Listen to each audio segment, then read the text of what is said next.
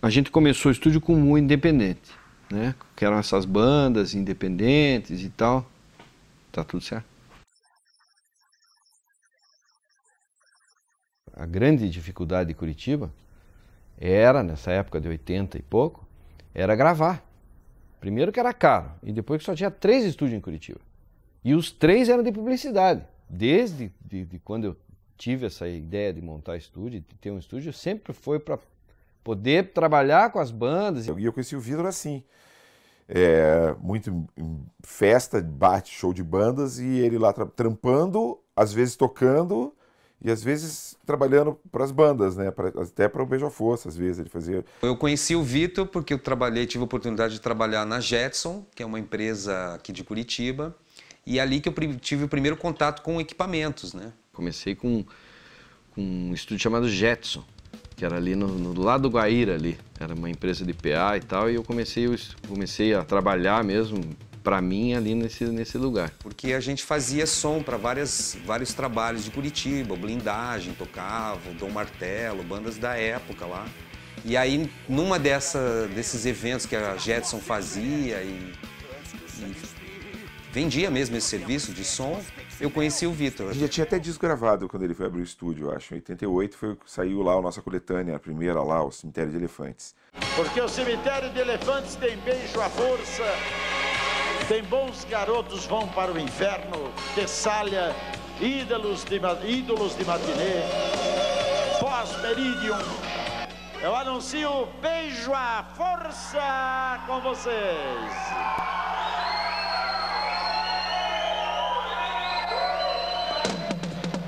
Beijo à força, é esse grupo fantástico que aí está. Que foi via vinil urbano, que era de um cara de São Paulo, muito legal, que era o Rolando Castelo Júnior, baterista do Patrulha no Espaço, que levou as bandas. Na verdade, assim, o esquema de gravação foi bem louco, porque a gente ia para uns estúdios paulistas, que provavelmente eram bons estúdios, mas a gente ia de noite, pegava um técnico louco lá, para fazer na night, virar na passada, não tinha, a gente era tudo muito cru, assim. Mas daí eu casei e tal, e meu sogro tinha essa casa ali na Almirante Tamandaré, e daí a gente resolveu, me deu uma ajuda e tal na época e tal, e tinha alguns equipamentos já que eu tinha comprado nesse outro estúdio e tal, e terminei de comprar umas coisas e vamos montar. E montei o solo com um sócio que era meu amigo de infância, meu amigo de colégio e tal, de infância, e também tocava na minha banda na época, que era o Paulinho Cogla.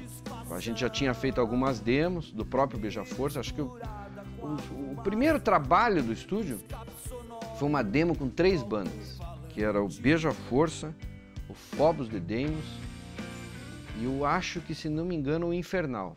Então, assim, a primeira vez que a gente gravou um negócio pra valer mesmo, já foi lá no solo, junto com o Endrigo na bateria, que foi a primeira demo feita no solo. E era uma banda que eu ia, né, assistia os caras tocar, então, assim, já começou ali, aí ali a gente teve certeza que era com isso que a gente ia trabalhar, com as bandas mesmo. E daí, em 1989, já no primeiro ano já do estúdio ainda, não tinha nem, a gente teve essa ideia, essa coisa de fazer o Vampiros de Curitiba.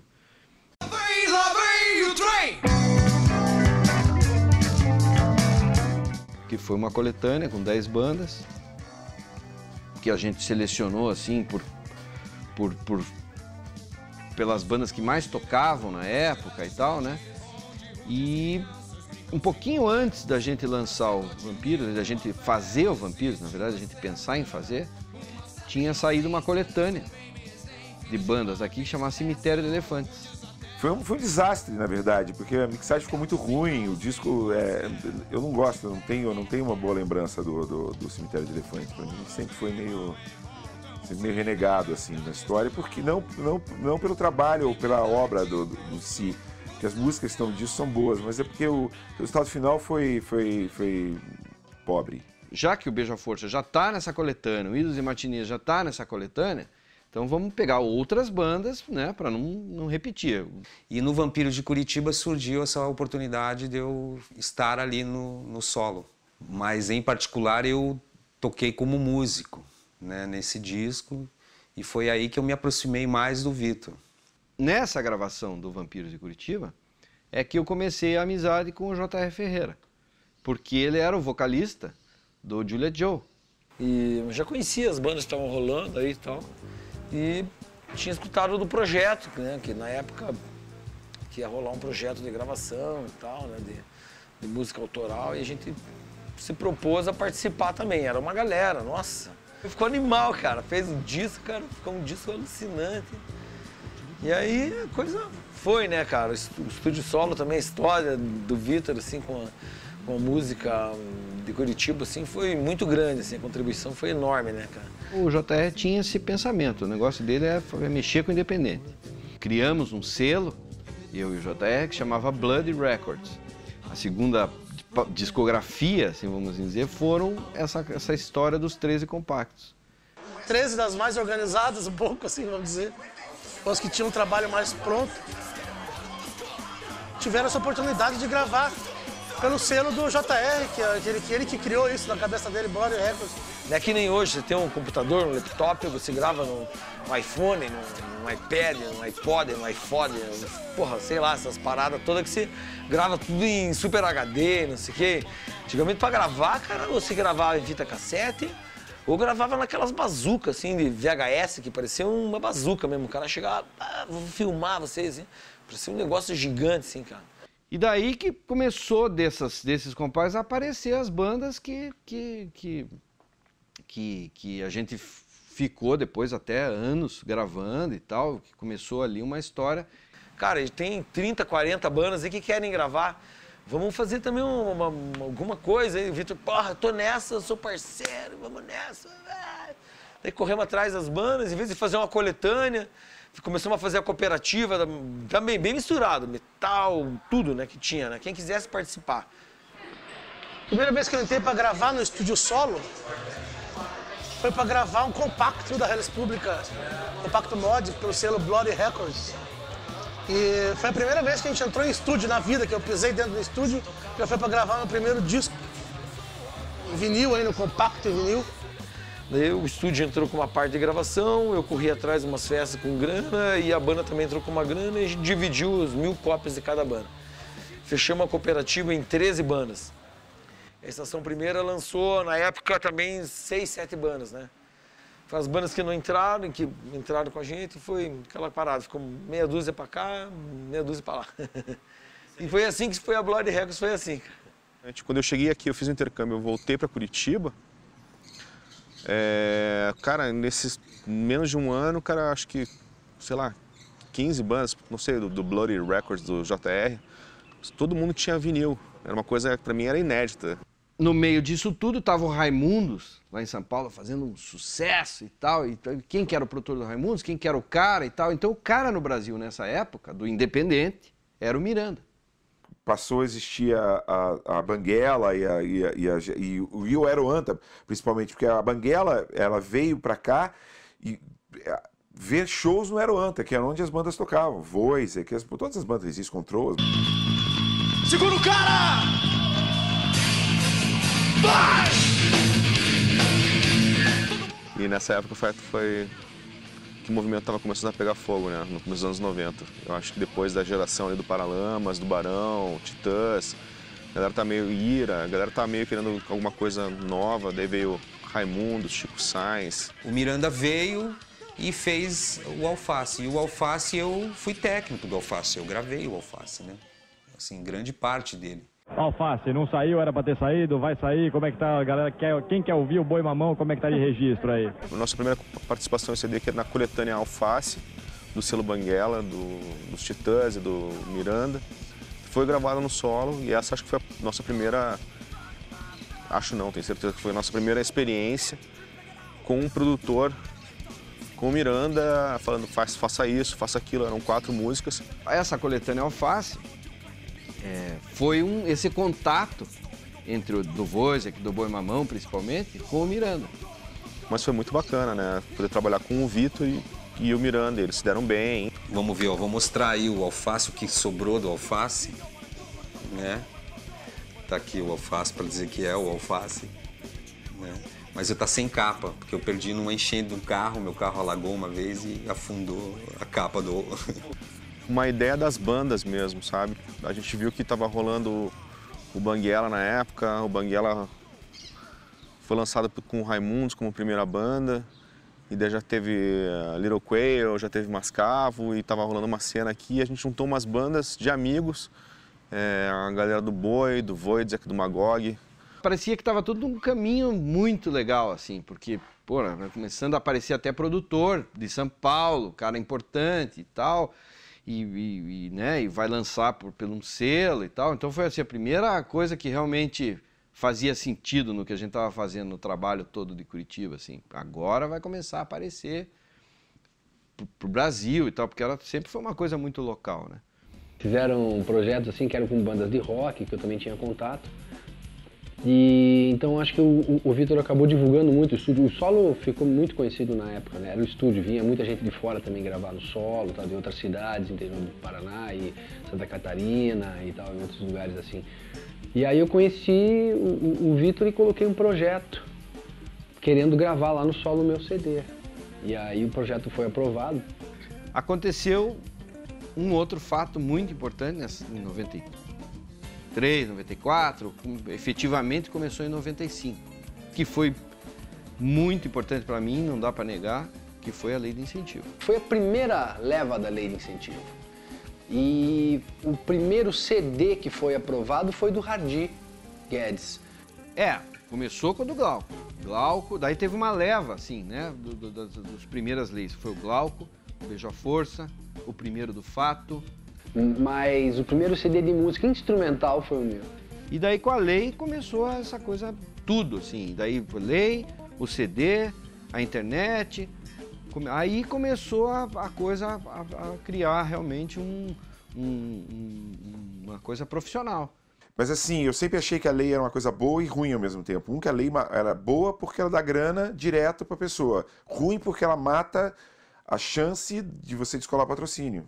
Assim, então tem várias teorias, né? Tem gente que diz que foi a salvação da música paranaense e tem gente que diz que foi a desgraça da música paranaense. 95, um pouquinho antes da gente, alguns meses antes de a gente gravar o nosso primeiro, de Fato gravar o seu primeiro disco. A gente tinha um projeto aprovado pela Lei de Incentivo, de Curitiba, que estava começando, aí a gente começou a procurar os estúdios e tal. Mas daí nessa época o estúdio só estava bombando. Aí o Sr. Banana, Serginho Sofiati, sócio do Vitor, cheio de lei de incentivo. Olha, o ano de 95, 96, 97, 98, eu fazia 2 CDs da lei de incentivo por mês. O do Sr. Banana, a pré-produção do Sr. Banana saiu de lá. Foi a primeira banda do Sul, acho, que a Virgin assinou. E botaram na gaveta, né? Então começou ainda com a lei, que os caras podiam entrar com um projeto e não precisar bancar, né, tirar o dinheiro do próprio bolso, começaram a pintar os músicos profissionais de outros gêneros musicais. Estúdio era um evento, passou a não ser um evento com a Lei Municipal de Incentivo à Cultura e, claro, se não fosse ela, seria outra coisa, porque o mundo mudou a sua relação, o mundo musical mudou a sua relação com o estúdio. A Lei de Incentivo propiciou muita gente proporcionou a oportunidade de gravar o seu primeiro CD, o segundo e tal, e sempre o Solo estava envolvido. Foi aí que filtrou o underground do pop. Porque, por exemplo, todas as bandinhas de underground dessa época, dos compactos, não sei o quê, pouquíssimas ficaram e pouquíssimas usaram a lei. E a princípio a gente ia trabalhar e a gente ia gravar o nosso disco sem produção, não ia chamar ninguém para produzir. Só que a gente começou a ver a complexidade da coisa e não sabia por onde começar. O que a gente ia chegar no estúdio e ia fazer o quê? Como gravar a primeira música. Daí a gente chamou o Antônio Saraiva, que era nosso amigo. A lei também ajudou nisso, né? Tinha grana para um produtor, né? Que podia vir e começou essa troca, né? Entre músicos. Foi mesmo um divisor. Eu acho que realmente foi o Saraiva que indicou o Solo pra gente. Estava escalado para fazer a produção do Sem Swing, né? Eu já era amigo do Rosinha também e tal. Do primeiro do Fato Fato tá com 20 e tantos anos, 40 CDs, sei lá quantos CD. Eu gravei o primeiro. Então, o Sugar Cane entrou mais ou menos nessa época também. Eles tinham uma outra, a banda não era Sugar Cane, chamava Mandioca Radioativa. Foi aí que eu conheci o Capilé. Nossa primeira vez no estúdio solo foi a minha primeira vez em estúdio, enfim, na vida. Eu nunca tinha ido gravar em lugar nenhum, com Mandioca Radioativa, a banda da época. A gente falou, pô, que legal, vamos gravar no solo, vai ficar uma sonzeira tipo essas aqui, mostrava. E a gente teve um pouco de decepção, porque não foi o Vitor França que gravou a gente quando a gente chegou lá. O Sugar Cane foi mais pra frente, assim mesmo, quando começou mesmo com os CDs e tal. Mas eles tinham nessa época, aí era essa banda, Mandioca Radioativa. Tava começando o hardcore mais desse, né, por causa do Pinheads ali, mas um pouquinho mais pra frente. A gente conheceu o Vitor, já foi na segunda gravação da primeira gravação com o Sugar Cane no solo. Foi a primeira vez que a gente gravou com o Vitor França, que foi a primeira demo, que também foi num processo muito parecido com a primeira vez. Em 2004, o Sugar Cane resolveu gravar um DVD. Sim, a gente achava que conseguia gravar um DVD, né? Em 98 eu fiz o meu primeiro CD ao vivo, que foi o disco do Saul Trompete. Saul Trompete ao vivo. Então eu demorei de 98 até 2004, se não me engano, mas é mais ou menos isso, para gravar o primeiro DVD, que foi o primeiro DVD independente do Brasil, que foi esse DVD do Sugar. E foi o primeiro DVD independente do Brasil, assim, foi um marco pra gente, assim, e eu acho que também acabou mostrando que todo mundo consegue fazer, né? É só ir atrás, assim. A gente tocava no Hangar desde 2001, porque nosso disco Por Nossa Paz, gravado no solo, foi lançado pela Terceiro Mundo, gravadora dos integrantes do Dead Fish na época. E daí pra frente fizemos um monte de trabalho e tal, depois o solo foi para São Paulo, né? Eu fui para São Paulo porque aí teve um outro advento que foi o fim da lei de incentivo no negócio, na gestão do Taniguchi. E eu demorei tanto que quando eu fui começar, porque eu tive problema com produção, né? A produção musical para mim estava toda encalhada. Aí eu liguei para ele, Vitor, consegui, vamos começar. Daí ele falou para mim, Rogério, só que é o seguinte, agora a gente vai ter que organizar diferente, porque eu tô indo para São Paulo, agora só tem buraco aqui no chão. O Trio Quintina, a Hélice Pública e o Fato, eu acho que são grupos que representam esse momento, assim, né? De passarem pelo solo num momento lá atrás e hoje em dia são grupos consolidados assim no mercado, né? Nunca tenho vontade de São Paulo porque a coisa aqui estava melhor. Eu voltei de São Paulo por problemas particulares, assim, né? Eu tinha 2 filhinhos pequenininhos, 2 nenê, e fiquei quase maluco lá sozinho. Eles não foram, ficaram morando aqui porque a gente já tinha casa do lado do estúdio e tal, então foram outros problemas. E aí eu acho que a partir de 2007, quando eu estava trabalhando no solo, muito mais do que a maioria, era projeto de lei de incentivo. Uma nova ideia sobre o estúdio, né? Assim, a ideia de não ficar tão dependente da lei. Porque eu já tinha visto, né, que quando parou a lei, o estúdio parou. Né, porque realmente o solo nesse momento se torna um estúdio mais legal na cidade, né? Tipo, o cara quer gravar um disco, o cara, quero gravar lá no Vitor. Até 2011, que foi quando a gente resolveu fechar também por motivos particulares e eu me divorciei e tal. E o imóvel era do meu sogro e tal, então a gente resolvi sair também, mudar a coisa. Mas no final do estúdio, no final do solo, também já estava muito pouco trabalho. Devia ser obrigatório. Devia o governo do estado, essa porra desse prefeito, pegar uma grana e falar assim, não, fecha, tá aqui, ó. É teu essa grana aqui pra você nunca mais fechar. Tombamento histórico, entendeu? Você não pode escrever a história da música curitibana em 15 linhas sem falar Vitor França. Tem que escrever uma história da música curitibana de todos os tempos em 15 linhas, beleza. Tem que caber nessas 15 linhas Vitor França, olha a importância de um sujeito como esse. Isso é muita coisa, isso não é para qualquer um. E eu acho que eu não vi o fim, e também não vejo o fim. Tem coisas que ficam e ficam na cabeça da gente. O Estúdio Solo ficou e vai ficar sempre, assim como a Estação Primeira, ou outras coisas que aconteceram de bom aqui na cidade, né? Tem coisas que não tem fim.